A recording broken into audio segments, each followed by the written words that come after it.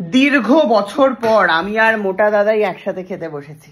দাদা ভাই তোমার জন্য কিন্তু বাড়িতে মাটন এসছে। তুমি তো জীবনেও তোমার বাড়িতে ডেকে আজকাল আমাকে খাওয়াও না। তোমার বউ তো সে পাঠশালা উঠিয়েই দিয়েছে যে একটা বাড়ির লোকজনকে ডেকে খাওয়ানো দাওয়ানো এসব নেই, আর পাঠশালা চুকে গেছে। খালি তুমি প্রত্যেক সপ্তাহে সপ্তাহে যে খেয়ে যাও, মন দিয়ে খেয়ে যাও, গাঁটিয়ে খেয়ে যাও ভালো করে। ঠিক আছে দাদা ভাই, খাও ভালো করে মন দিয়ে। মা কে এনেছে গো মা এটা খাবারটা? মাংসটা বাবা না আমি? কে এনেছে? বাবা না? মার মুখ দেখে মনে হচ্ছে হ্যাঁ, এখন আর মুখ ফুটে তো বেরোবে না শোনা, এখন আর মুখ ফুটে বেরোবে। এই যে ছোট ছেলে টাকায় বসে খাচ্ছ কিন্তু। হ্যাঁ দাদা ভাই, কি বলবে আর বলার মুখ আছে নাকি? হ্যাঁ, ভাইয়ের টাকা খাবো না তো কার টাকায় খাবো? তো কখনো ডাকতে ইচ্ছা হয় না যে ভাই একটু আয় আমার বাড়িতে, একটু মটন করি খেয়ে যা? এটা টুবলুর দায়িত্ব, এটা আমার না। না, সেও তো কোনো ডাকে না। সংসারে খাওয়ার দায়িত্ব টুবলু, এটা তুমি টুবলুর সাথে বুঝি। কেউ আজকাল ডাকে না। আমি জোর করে কি খাওয়া যায় নাকি? তোকে যেমন মা ডাকে, আয় খোকা আয়, রোববারে আয় মায়ের হাতে রান্না খেয়ে যা। রোববার তো আমি এখানে থাকি। এখন আমাকে একটা বার খুঁজে নিতে হবে, কারণ খাওয়াগুলো তো ওঠাতে হবে। রোজ রোজ সেরকম ভাবে খাওয়া চলে যেতে পারে না। এমনিতে আমি খাওয়ারকে খুব একটা বেশি পছন্দ করি না মানুষকে, তার মধ্যে যদি এরকম খাওয়ার চলে যায় প্রত্যেক সপ্তাহে, আমাকে তো হিসাব নিতে হবে। তাই জন্য আমি সিদ্ধান্ত নিলাম দাদা ভাই প্রত্যেক শুক্রবার করে তোমার বাড়িতে গিয়ে খাবো।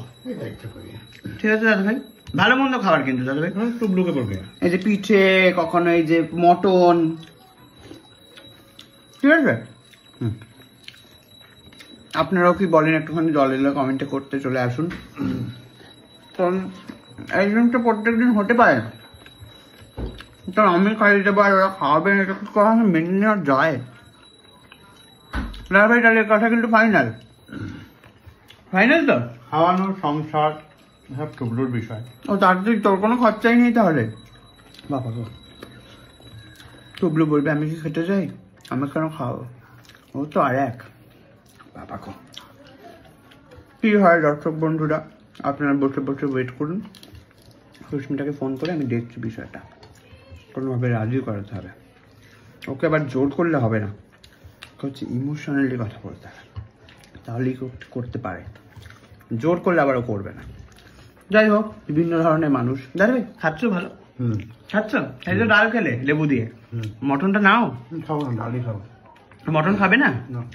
ও মা, দাদা ভাই মটন খাবে না বলছে। মা গো, খাবে না বলছে। আমার কথা খুব কষ্ট পেয়েছে। দর্শক বন্ধুরা ভালো থাকবেন, আমাকে একটু দলে দলে কথা শোনাতে চলে আসুন, ঠিক আছে? কি হলো দাদা ভাই, কি হলো? কষ্ট পাবি মানে? তোর মুখের দিকে তাকিয়ে খাচ্ছি। কে কষ্ট পাচ্ছে? কে? যা খুকে বলেছিলাম একটু লঙ্কা ফঙ্কা দিয়েছে। কে কষ্টটা কে পাচ্ছে দাদা ভাই? এমনি বুঝতেই পারছি না। তুমি।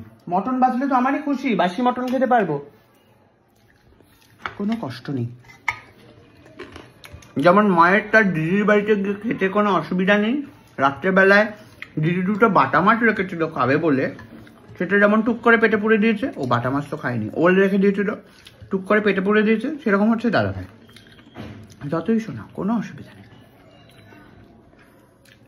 আমি এরকম শুক্রবার করে ওরা আমাকে যতই কথা শোনাক, বসে খেয়ে তবে আসবো।